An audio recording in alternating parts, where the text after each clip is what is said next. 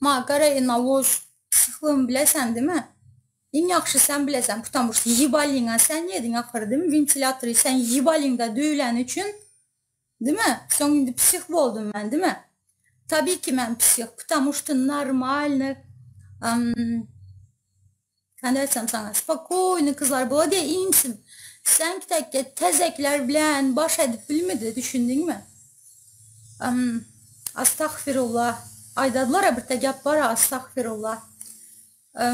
Dinsizin hakkından imansız gələk də bilesem, senin karşında aynaşın ki tek adam gerek, чтобы senin ağzından her çıkan gəpi yüzüne yapıştırar tek. Düşündün? Sen bizden yanımıza geldiğinden adam oldun, например. Öyle söykendin, kemene söykendin, son geldik Erzif'e söykendin, halkın sesine söykendin, hem kime söykendin.